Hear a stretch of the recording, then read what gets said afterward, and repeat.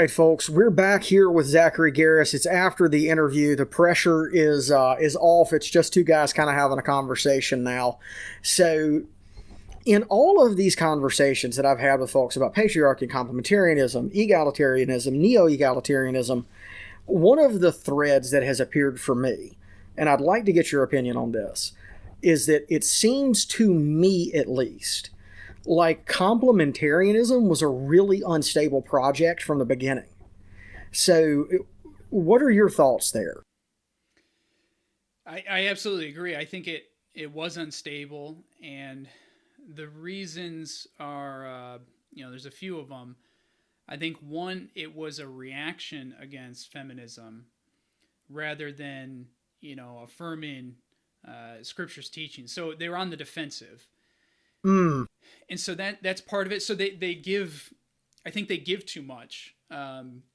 So it's essentially the complementarians in the 1980s were trying to defend 2 points, in 2 points alone, and that was mm, that men should lead in the home, and that pastors should be men. So, and those are good. I think those are clear things in the Bible, and we should all affirm those. right. But they didn't go much beyond that, and so uh, they're uncomfortable with the word hierarchy, and just very really the Mm, concept, in my opinion. And then they don't ground a lot of these things in uh, nature and God's design of men and women. And right. so I get into some of this in I've got a chapter in there, Complementarians Compromise, chapter 3. And there was even this the Thomist versus the Scotist tradition. You had kind of these different ways of thinking of these things in the medieval period. And it was interesting. Daniel Doriani actually has he had a chapter. I think it might have been an appendix in the first. I think it was the first edition of that Women in the Church book. Schreiner and I think Kostenberger. Yeah, yeah. Schreiner and Kostenberger, I think, were the ones Yeah, that yeah. So edited that. so they got rid of Doriani's chapter in like the first edition, which is unfortunate because it's actually a really What? good. Yeah, it's actually a really good chapter, and I think I partly didn't know because that. yeah, I think part of it is he was critical of complementarianism in some ways, and he has some comments in there, and I quote him in the book about he discusses this Thomas and Scotus traditions, and basically the Scotus position was that divine command theory, like God gives these commands, and that's it. There's no reason why per se, or at least we Right. don't need to get into them, and that's how a lot of complementarians function. They don't get into the why, which would be more the Thomas position, which is Mm, that's how I see things. Is men are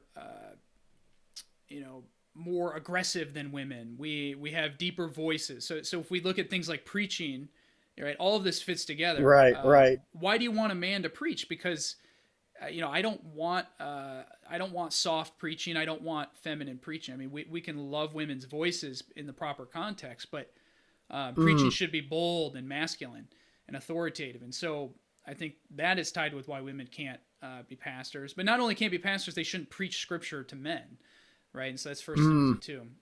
right. So you've got that going on. I think they deviated. Complementarianism deviated from some other views. Uh, I have a whole chapter on 1 Corinthians 14. I think they basically like got rid of this passage as far as the argument here. They say Right. it just prohibits women from interpreting prophecy. Um, Right. so or weighing prophecy, I should say, evaluating prophecy, Yeah. and that's Carson's view in Recovering Biblical Manhood and Womanhood, and that's like I call that complementarian canon. Like no one deviates from that anymore, like ever, Right. Right. and so that's something that frustrates me with complementarianism. But I affirm what I think is a more traditional position, and I argue that I think it's chapter like 9 or something in the book. Um, Yeah. It's funny that you mentioned like the physical difference between men and women, that men and women are, men are more aggressive than women. Years ago, I was involved in combat sports, martial arts, combatives, that sort of thing. And I was still in high school when this happened. There was a young woman that was part of this martial arts class that I took, and she was. I will absolutely give credit where credit is due. She was very gifted. She had a great understanding of angles. She knew exactly how to step off angle to, kind of avoid an incoming blow. Her footwork was incredible. She was very gifted at what it was that she did. And she was, I think, like a blue or a purple belt at the time. So she had, progressed through the process of becoming expert in this. And we always sparred every Thursday night. This was the 90s, so we sparred full contact with no headgear. Because who cares if you get a concussion?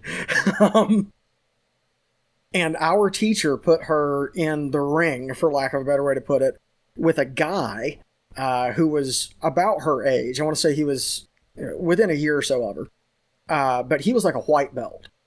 And he just mopped the floor with her. Because everybody else had always kind of like, okay, I'm fighting a girl. And so, I'm not going to just smash her. But this guy had, like he didn't hold anything back. And she didn't come back. And like I said, I went to high school with this girl. And eventually I saw her at lunch one day and just asked her, like, hey, we haven't seen you at, this karate class for a while. Like, what's going on? We really miss you. And she was like, after that night, I understand now why they call it being manhandled. And because that's exactly what happened. I mean, she just got wrecked. And so there are these real, very profound physical differences, personality differences, right down to biological differences, the difference in hip structure, the difference in bone density. All of those things come into play.